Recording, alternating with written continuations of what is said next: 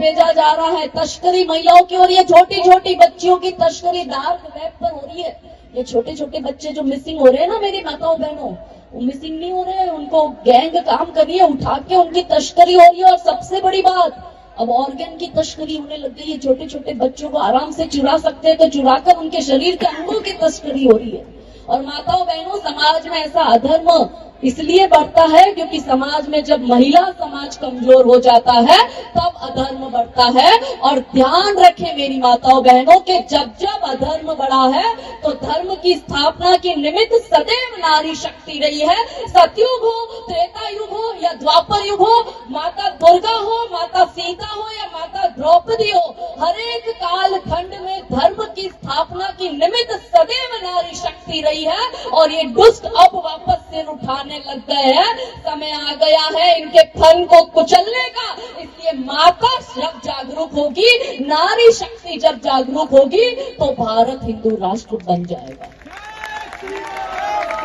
कहने को हम 100 करोड़ है, 50 करोड़ मान लो कि उसमें से माताएं बहनें हैं। 50 करोड़ में से मात्र 1 करोड़ ये 6-6 महीने शाहीन बाग में बैठती है।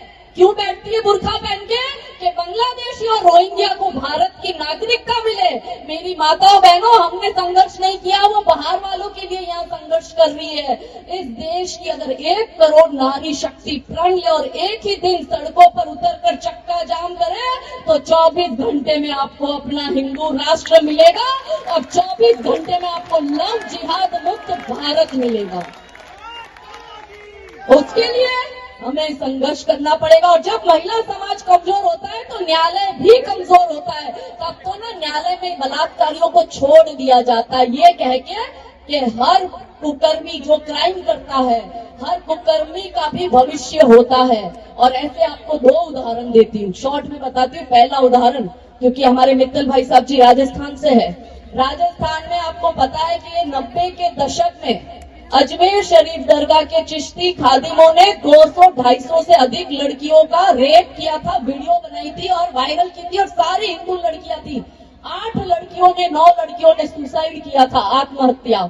ये जब बाहर बात आई तो 32 वर्ष बाद कोर्ट ने अभी 3 महीने पहले क्या चुकादा दिया है? जिन बलात्कारियों ने बलात्कार किया था उनको आजीवन उम्र कैद। क्यों भाई? हिंदू की बहन बेटियों की इज्जत की कोई कीमत नहीं? ओपन शट केस था, बलात्कार इन लोगों ने किया था, 250 से अधिक लड़कियों का किया था, सारी हिंदू लड़कियां थी और 9 लड़कियों ने आत्महत्या करी और सिर्फ आजीवन उम्र कैद। और हिंदू समाज खुश हो रहा है। काहे भाई? फांसी के तख्ते पर क्यों नहीं लटकाया इनको? क्योंकि समाज से बहन बेटियां निकली नहीं अपनी इज्जत की रक्षा की खातिर। हम कह रहे हैं कि भगवान आके बचाएगा, सरकार आके बचाएगी, पुलिस आके बचाएगी। श्री कृष्ण भगवान खुद कह रहे हैं, चाहते थे तो चुटकी बजा के युद्ध खत्म कर सकते थे, पर द्रौपदी के मान सम्मान का युद्ध था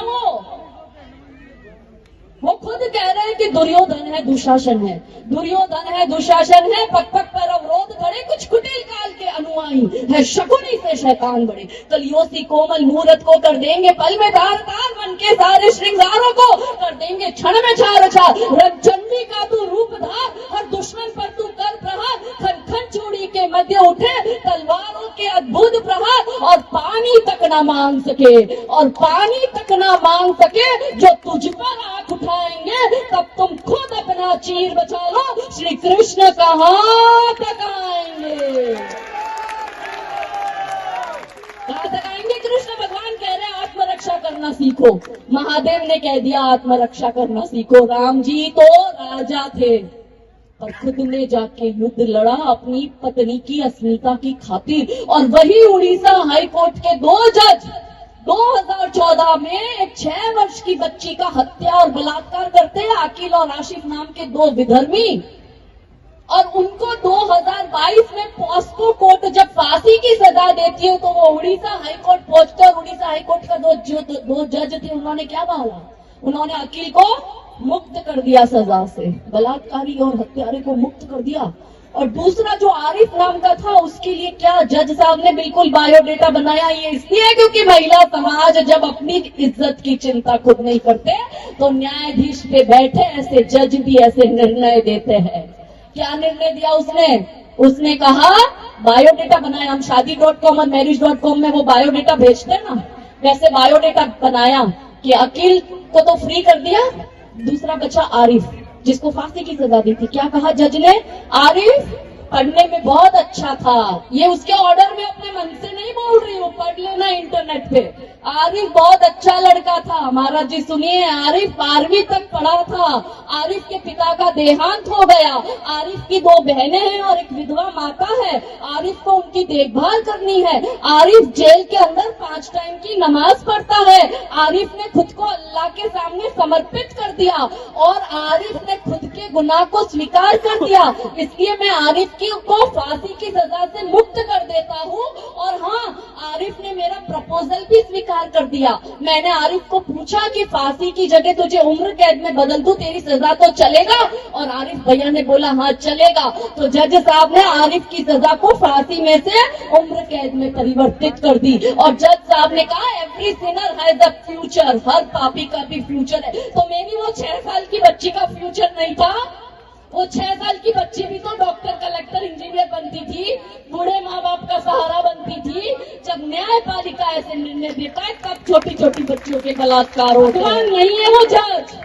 अपनी अस्मिता के लिए लड़ो, अपनी बहन बेटियों की इज्जत के लिए लड़ो। एक के लिए सब और सब के लिए एक बनकर जब हिंदू समाज खड़ा होगा, लड़ेगा, तो ये जो छोटी छोटी बच्चियों के बलात्कार हो रहे हैं ना, वो बंद होगा। हमारी बेटियों को 35 टुकड़ों में काट के भेज रहा है अब्दुल और आफ्ताब। 40 टुकड़ों में आ रही है, 52 टुकड़ों में आ रही है। सुरक्षित नहीं है बेटियां हमारी। कौन सी महिला सशक्तिकरण की हम बात कर रहे हैं? कौन सी नारी सशक्तिकरण की हम बात कर रहे हैं? मैं काम करती हूँ ना, मेरे पर कितने सारे केस लगा दिए, जेल में भेज दिया मेरे को। हिंदू देश में एक हिंदू महिला को एक हिंदू राज्य के अंदर, मैं गुजरात से आती हूँ, एक हिंदू राज्य के अंदर उसको इसलिए जेल में भेजा क्योंकि मैं बेटियों को 35 टुकड़ों में कटते हुए नहीं देख सकती थी। मैं नहीं चाहती थी कि कोई अब्दुल और आफ्ताब मेरी बेटियों को उठा के ले जाए और 35 टुकड़े कर दे। इसलिए इन्होंने मुझे जेल में डाला क्योंकि ये भारत को इस्लामिक देश बनाना चाहते हैं। तो यहाँ उपस्थित मेरी समस्त माताओं बहनों को और मेरे भाइयों को अंत में कविता की ये पंक्ति समर्पित कर कर अपनी वाणी को विराम दूंगी कि हे भारत के हिंदू जागो, मैं तुम्हें जगाने आई हूँ। हे भारत की नारी जागो, मैं तुम्हें जगाने आई हूँ। और 100 धर्मों का धर्म एक बलिदान बताने आई हूँ। खप्पर वाली काली जागे, जागे दुर्गा बरबड़ा, रक्त बीज का रक्त चाटने वाली जागे चामुंडा, नरमुंडों की माला वाला जागे कपाली कैलाशी, और रंग की चंडी घर घर नाचे, मौत कहे प्यासी प्यासी, अरे झोली लेकर मांग रही हूँ, झोली लेकर मांग रही हूँ। कोई शीश का दान दे दो, भारत का भैरव भूखा है, कोई प्राण का दान दे दो, और मैं घर घर इंकलाब की आग जलाने आई हूँ। हे भारत की बेटी जागो, मैं तुम्हें जगाने आई हूँ। हे भारत के हिंदू जागो,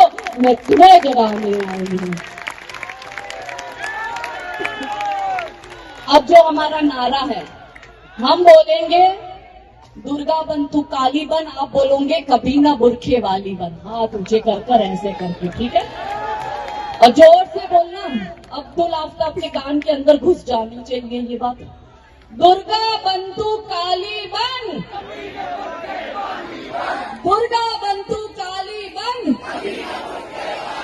मैं कहूंगी धर्म की रक्षा कौन करेगा? आपको कहना है हम करेंगे, हम करेंगे। देश की रक्षा कौन करेगा? हम करेंगे, हम करेंगे। तो बोलो धर्म की रक्षा कौन करेगा?